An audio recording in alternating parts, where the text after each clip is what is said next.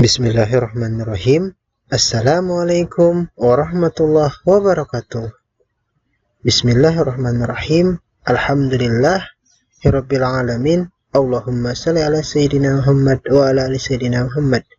Alhamdulillah, atas berkat rahmat, taufik dan hidayah kita dapat berhadir kembali, bertatap muka, bersilaturahmi, belajar secara daring, bertatap layar dalam rangka perkuliahan pada semester ini.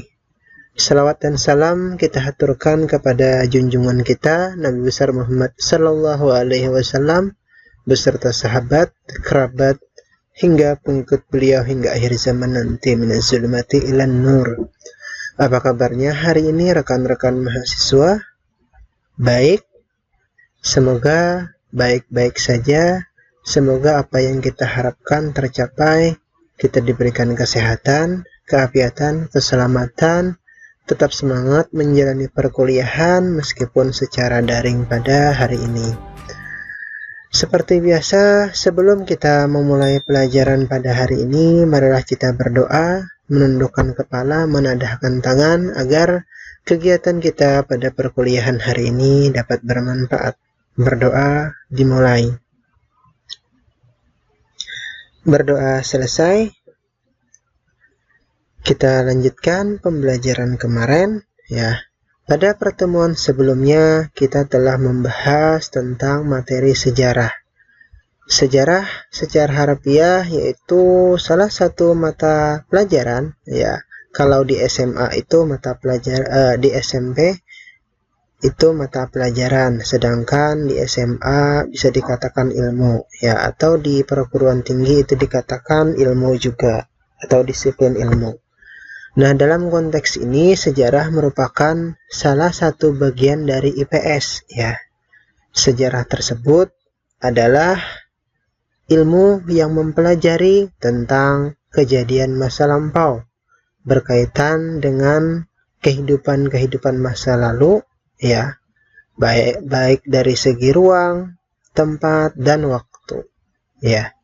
Seperti yang kita ketahui, sejarah itu ada sejarah yang berhubungan dengan Indonesia maupun sejarah tentang dunia.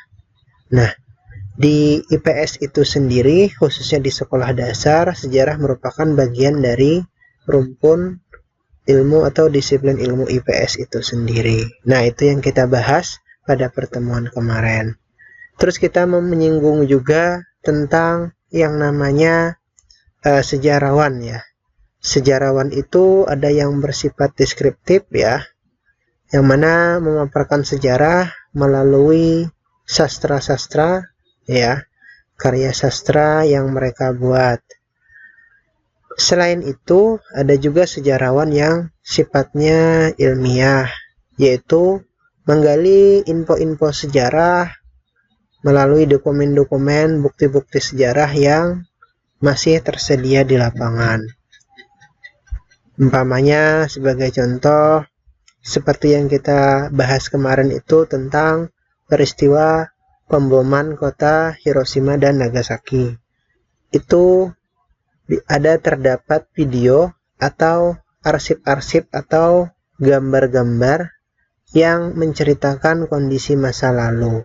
Nah, itu yang bisa dijadikan dokumen-dokumen, salah satu atau beberapa bukti dari kegiatan atau peristiwa sejarah pada masa lampau.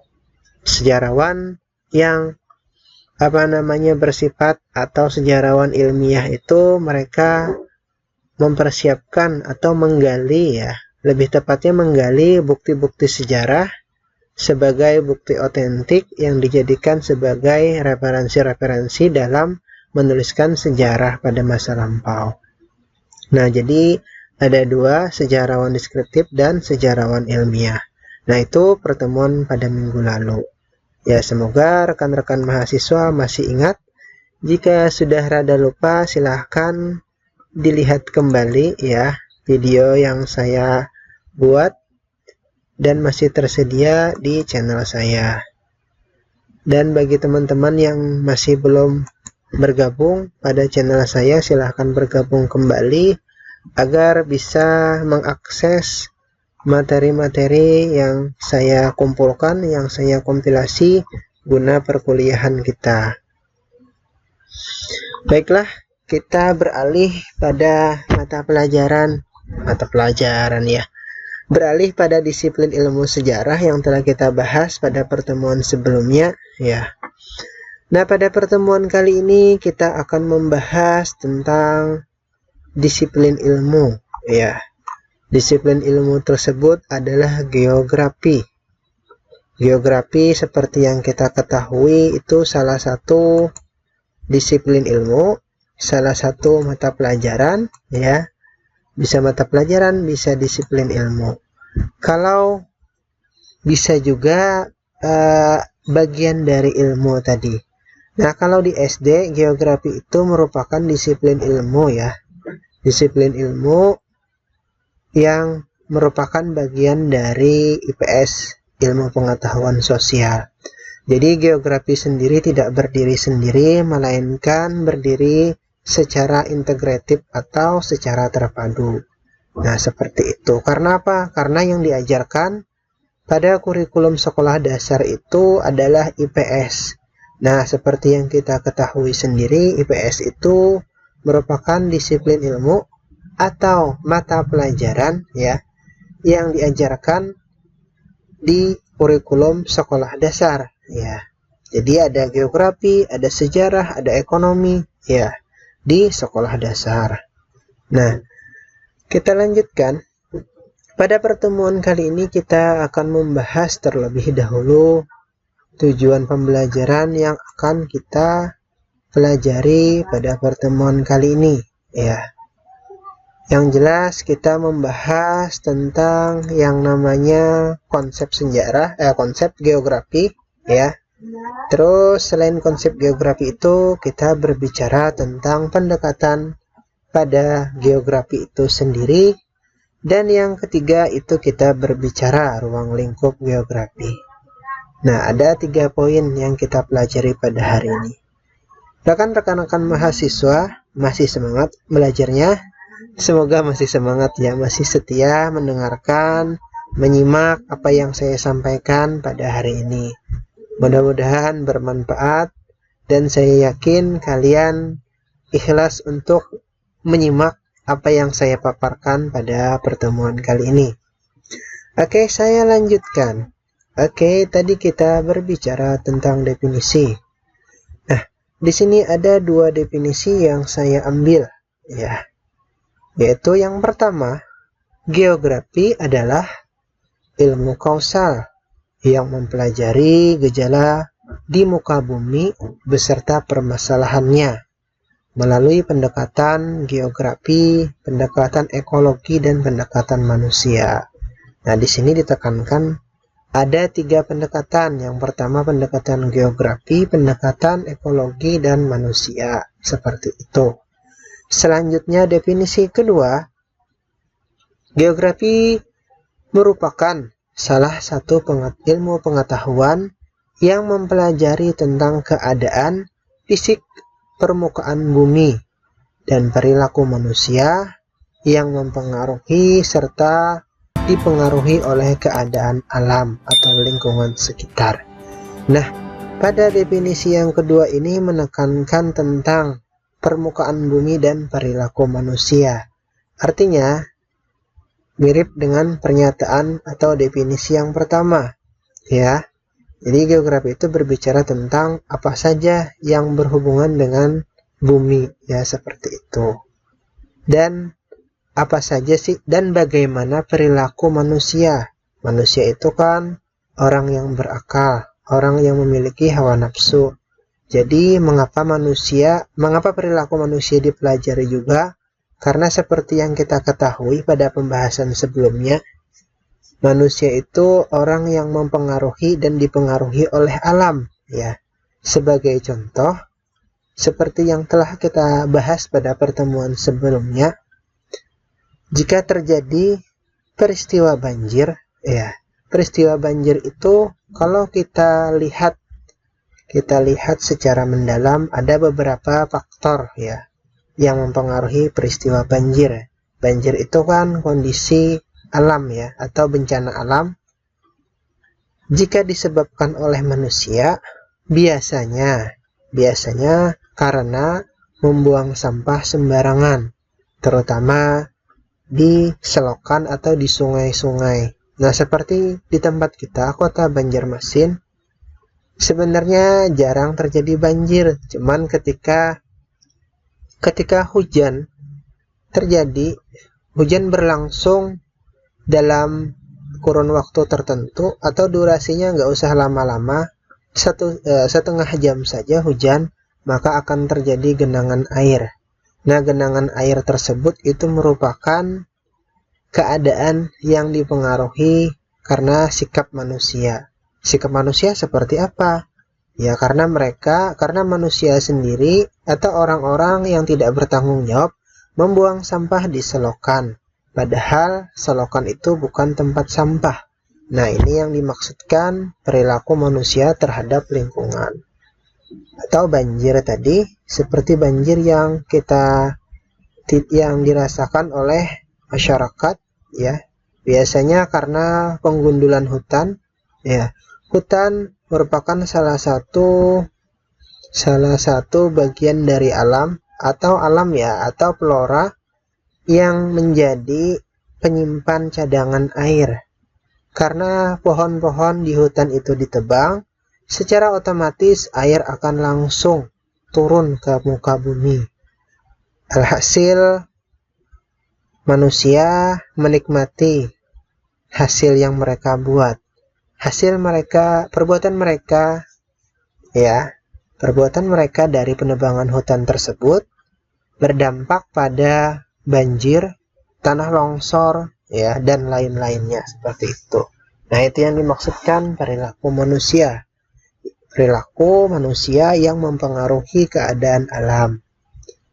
Selanjutnya, kalau berbicara tentang perilaku manusia yang dipengaruhi alam, sebagai contoh ya, seperti saat ini ya, umpamanya kita sedang ada bencana, bencana banjir ya, sama contohnya banjir lagi ya. Banjir itu kan merupakan keadaan alam yang mana keadaan alam tersebut membuat sebagian dari wilayah itu tergenang air. Nah, secara otomatis manusia memiliki perilaku untuk berpindah tempat ke tempat yang lebih tinggi, menghindari genangan air tersebut. Oleh karena itu, itulah yang dikatakan alam yang mempengaruhi manusia. Atau contoh lain, ya, biasanya pada zaman dulu, masyarakat, ya, atau penduduk muka bumi, ya, masyarakat pada zaman dulu hobinya itu nomaden, ya, berpindah-pindah tempat. Artinya ketika di suatu tempat yang masih memiliki sumber daya alam, ya, baik itu hayati, ya, baik itu tumbuhan maupun hewan yang masih tersedia banyak, maka masyarakat atau penduduk tersebut masih dapat tinggal di situ. Namun ketika flora dan fauna tersebut mulai habis, maka penduduk atau masyarakat tersebut berpindah tempat. Oleh karena itu bisa dikatakan perilaku manusia yang dipengaruhi oleh alam. Nah, seperti itu tuh salah satu contohnya saja juga ya, semoga bisa dipahami ya. Baiklah, kita lanjutkan. Tadi berbicara tentang pengertian sudah jelas ya. Nah, bisa dilihat di sini ada contoh dari perilaku manusia yang mempengaruhi alam dan dipengaruhi alam. Sebenarnya sudah saya ilustrasikan juga tadi, tapi tidak ada salahnya untuk dilihat kembali ya. Oke, kita lanjutkan. Ya, tadi berbicara pengertian, sekarang kita berbicara tentang pendekatan.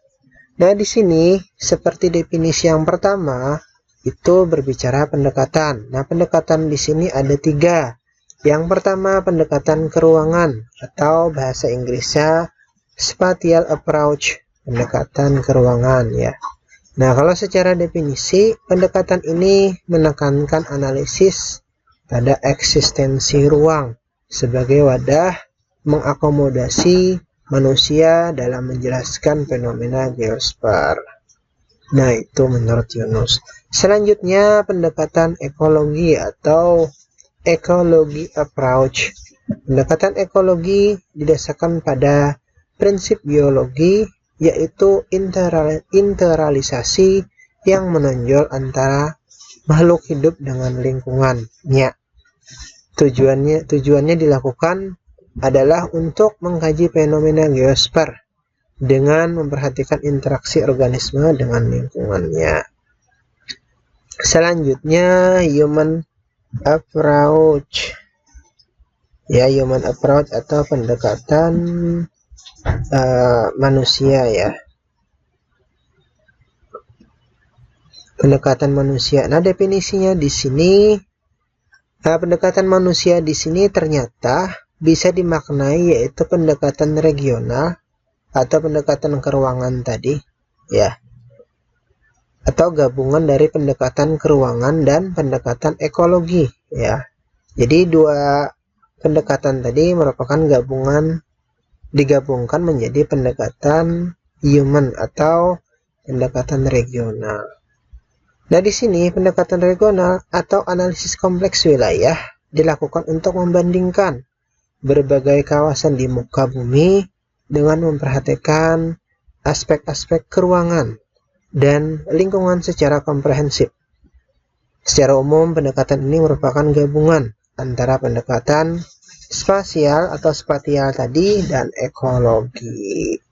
Nah, seperti yang kita bahas kemarin, ekologi itu kan berhubungan dengan makhluk hidup. Jadi salah satu ilmu biologi, cabang ilmu biologi. Nah, karena itu kan kalau kita berbicara sejarah, geografi ini bisa dikatakan IPA. Namun bisa dikatakan juga bagian dari IPS. Nah, pada tahun sekian geografi bergabung lagi pada ilmu pengetahuan sosial. Nah, namun kita tidak membahas itu terlalu jauh. Pada dasarnya ekologi itu berbicara tentang fenomena makhluk hidup dan lingkungannya seperti itu. Jadi sederhananya seperti itu ya, semoga bisa dipahami oleh rekan-rekan mahasiswa.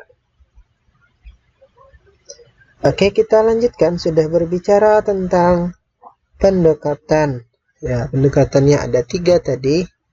Keruangan atau spasial, ekologi, dan gabungan. Nah, di sini kita kasih contoh ya. Ada contoh tentang pendekatan keruangan atau pendekatan spasial atau pendekatan atau spatial approach tadi. Contoh pendekatan keruangan ya. Misal, sebidang tanah berharga mahal karena tanahnya bersifat subur dan terletak di tempat yang strategis. Peneliti menilai tanah berdasarkan produktivitas pertanian dan nilai ruangnya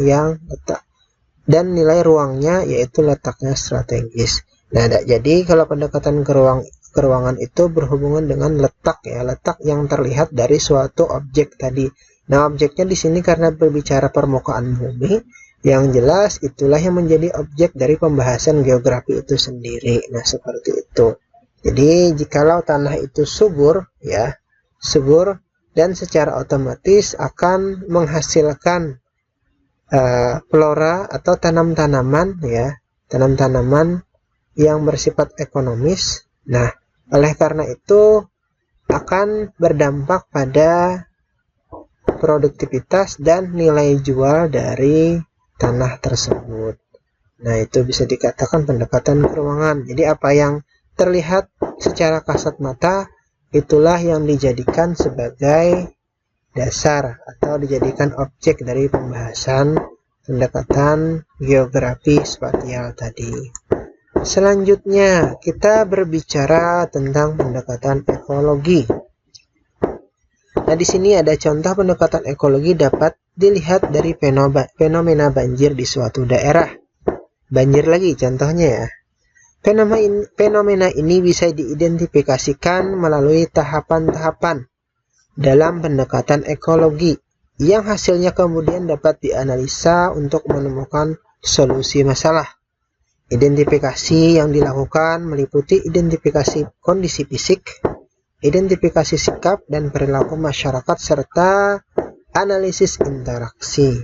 Pertama, dilakukan identifikasi fisik untuk menemukan kondisi fisik yang mendorong terjadinya fenomena banjir, seperti topografi, jenis tanah, curah hujan, kondisi bangunan, dan daerah banjir tersebut. Nah, ini mirip dengan pernyataan yang saya sampaikan tadi ya.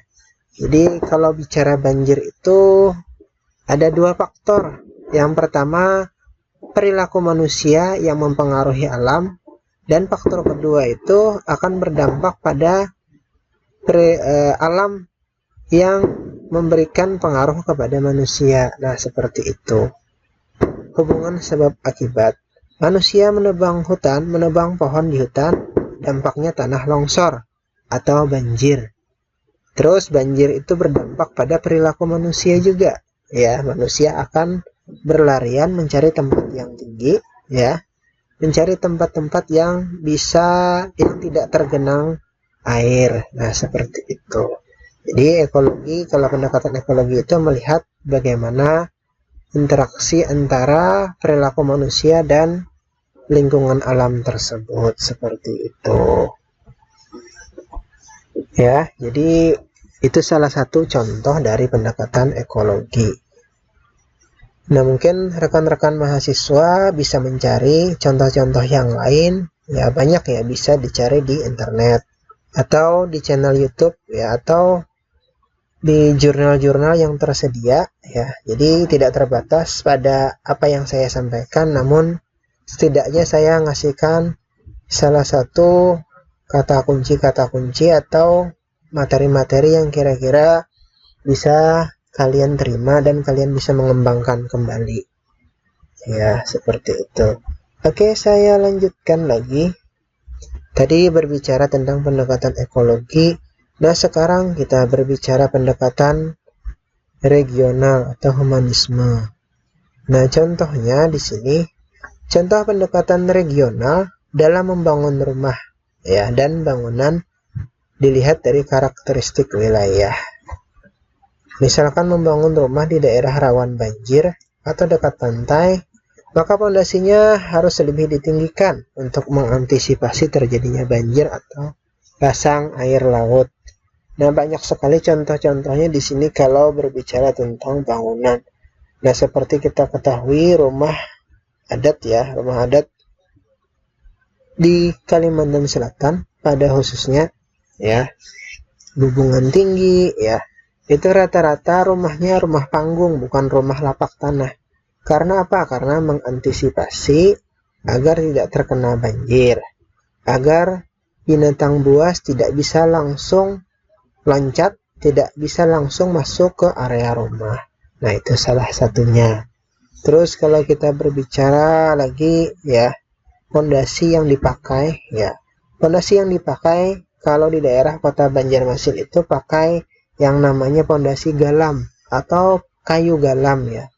Nah, itu dicerucuk atau ditancapkan ke tanah ya sebagai pondasi ya, pondasi awal agar bisa menopang tiang dari rumah. Nah, ini merupakan salah satu pendekatan regional. Jadi bagaimana perilaku manusia mengatasi atau beradaptasi di lingkungannya untuk membuat hunian atau rumah tersebut. Oleh karena itu yang dikatakan pendekatan regional, bagaimana manusia menyikapi karakteristik suatu daerah. Atau di daerah-daerah pesisir pantai ya, yang sering terkena abrasi. Ya, abrasi itu kan erosi ya, itu dampak dari air yang menggerus permukaan tanah ya. Jadi salah satu tindakan yang biasa dilakukan masyarakat yaitu dengan menanam pohon ya. Pohon apa? Pohon bakau umpamanya, seperti itu. Atau di pesisir pantai biasanya menanam pohon kelapa ya. Pohon kelapa itu menjadi apa namanya, benteng atau istilahnya apa ya, penahan air ya, tembok alami penahan ombak agar tidak langsung tergerus oleh air laut seperti itu. Nah, itu merupakan pendekatan regional, bagaimana perilaku manusia beradaptasi menyikapi kehidupan di lingkungannya seperti itu. Atau di daerah Jepang ya, biasanya Jepang itu mereka membuat bangunan tahan gempa, katanya seperti itu. Jadi karena di Jepang itu terkenal dengan apa namanya, tsunami, bukan tsunami ya, ada katanya rawan gempa di situ, dan pada akhirnya para peneliti mengembangkan bangunan-bangunan yang bisa menahan getaran ya, seperti itu. Jadi tidak mudah roboh, tidak mudah ambiar, tidak mudah hancur seperti itu. Itu salah satu. Terus lagi kalau kita berbicara pada apa namanya, di tempat kita juga ada juga yang namanya rumah lanting. Ya, rumah lanting. Nah, rumah lanting tersebut itu merupakan salah satu dari apa namanya, kearifan lokal kita juga ya, kearifan lokal kita juga. Jadi pada masyarakat pesisir sungai biasanya memanfaatkan rumah lanting itu sebagai tempat tinggal ya, tempat tinggal. Karena apa? Karena mereka hidup di pesisir sungai. Jadi biasanya batang pohon itu dijadikan pelampung dan terus dibangun rumah ya, dan dibangun rumah. Jadi itu salah satu adaptasi dari masyarakat ya, masyarakat pesisir sungai. Nah, seperti itu. Atau ada juga rumah-rumah di pinggir sungai itu kan itu tinggi-tinggi ya, tinggi apa, tiangnya tinggi. Itu salah satu adaptasi dari masyarakat untuk tinggal di pesisir sungai. Namun sekarang tidak dibenarkan juga tinggal di pesisir sungai ya. Karena apa? Karena sungai itu akan kotor ya, meskipun ya, intinya sungai itu sekarang jadi alih fungsi, bukan tempat air mengalir, namun jadi bak sampah raksasa seperti itu. Oke, sudah berbicara contoh-contoh dari pendekatan geografi, ada 3 tadi: pendekatan keruangan atau spasial, pendekatan ekologi, dan pendekatan pendekatan regional atau humanisme tadi ya, atau bisa dikatakan human approach ya. Nah, sekarang kita lanjutkan, kita berbicara tentang yang namanya geografi fisik. Nah, geografi fisik itu ilmu yang mempelajari tentang fisik bumi. Nah, termasuk di dalamnya itu ada iklim, tanah, sumber air, distribusi, flora, dan fauna. Nah, seperti itu. Itu geografi fisik ya. Jadi ada iklim kita ini apa iklimnya tropis ya, iklim tropis. Jadi konon katanya iklim tropis itu segala macam tumbuh-tumbuhan ya akan mudah tumbuh karena disinari matahari sekian jam kan, seperti itu. Terus tidak ada musim dingin ya, musim panas ada. Ya, ada 4 musim malah di Indonesia karena terletak di tengah garis khatulistiwa seperti itu. Iklimnya seperti itu. Iklim itu kan perubahan cuaca ya. Biasanya dalam kurun waktu tertentu, biasanya 10 tahun sampai 30 tahun sekali. Nah, iklimnya kan sekarang ini yang terkenal yaitu global warming ya, atau perubahan iklim. Artinya ditandai dengan lelehnya salju ya di kutub selatan atau kutub utara seperti itu. Itu iklim ya, iklim. Nah, sekarang berbicara tanah ya. Tanah itu yang kita tinggali sekarang itu ada tanah yang subur, dataran tinggi, dataran rendah. Ya, ada tanahnya yang sifatnya rawa ya. Jadi itu dibahas dan juga di geografi fisik. Seperti itu.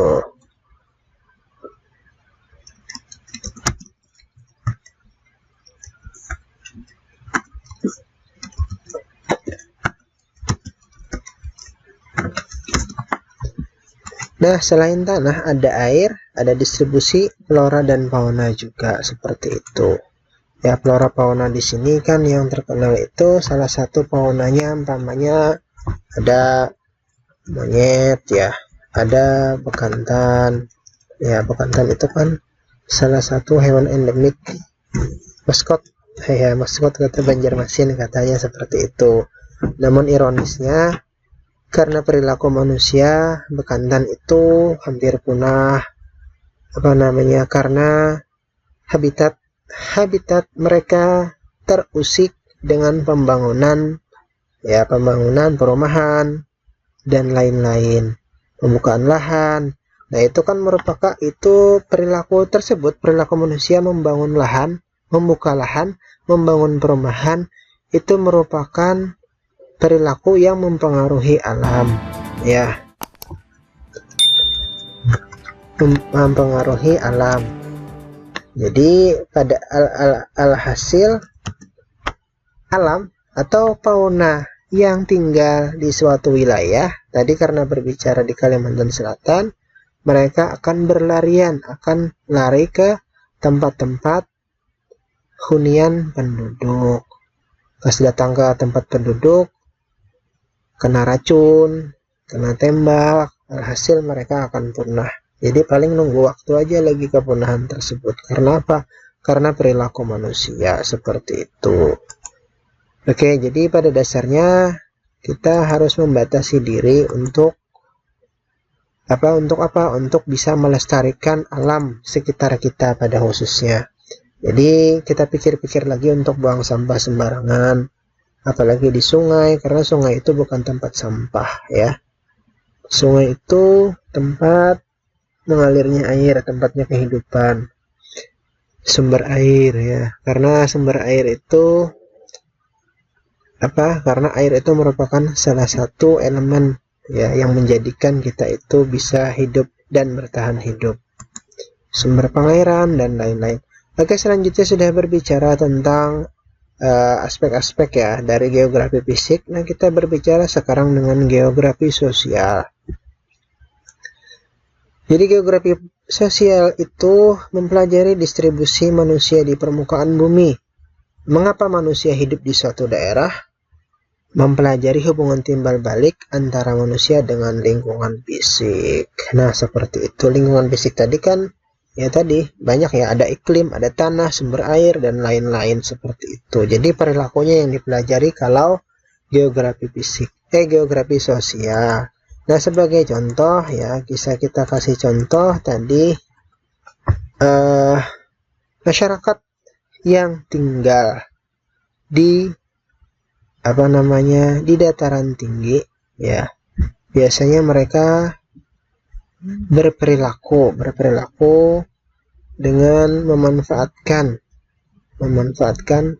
apa yang bisa ditanam di situ. Karena berbicara tentang geografi fisik berarti dia mereka bercocok tanam, menanam teh kan ya, karena dataran tinggi. Terus apalagi selain teh, sayur mayur ya, apalagi kol, selain itu apalagi bawang ya. Karena apa? Karena mereka perilaku masyarakat itu memanfaatkan ya kondisi alam tersebut ya, alam yang dingin, suhunya rendah, jadi dapat digunakan untuk berkebun ya, atau bercocok atau berladang ya, berkebun lebih tepatnya, bukan berladang. Nah, seperti itu. Jadi bisa menanam tanaman atau sayur mayur. Atau masyarakat Pulau Jawa contohnya ya, mereka menyikapi kondisi dataran tinggi mereka itu yang tinggi-tinggi itu dengan membuat teras ring, ya, sengkedan. Nah, untuk apa? Supaya air itu secara bertahap turun dari tempat yang tinggi ke tempat yang rendah seperti itu. Jadi betul-betul dikelola air ya dari tempat tinggi ke tempat yang rendah dan dapat dimanfaatkan sebagai area pertanian. Nah, seperti itu. Atau lagi masyarakat yang tinggal di pinggir sungai, ya. Pinggir sungai bisa memelihara ikan, ya, ikan air tawar, patin nila, ya, dan lain-lain seperti itu. Itu merupakan salah satu hubungan timbal balik tadi. Contoh dari geografi sosial. Oke, itu paparan saya terkait geografi fisik dan geografi sosial. Ya, semoga Anda betul-betul paham dan bisa menyerap apa yang saya sampaikan. Jika rekan-rekan mahasiswa belum bisa memahami, bisa saja tanya-tanya ke saya melalui WA atau bisa Anda mencari kembali informasi-informasi melalui browser Anda atau melalui internet. Silahkan. Jadi yang saya sampaikan ini salah satu sumber belajar saja. Namun Anda bisa mengakses sendiri materi-materi yang memang kira-kira menjadi tambahan untuk pemahaman Anda. Oke, demikian dulu paparan singkat dari saya. Terima kasih bersedia berhadir, bersedia menyimak apa yang saya sampaikan. Semoga bermanfaat. Kalau ada salah hilap, mohon maaf. Saya akhiri. Assalamualaikum warahmatullahi wabarakatuh. See you next time.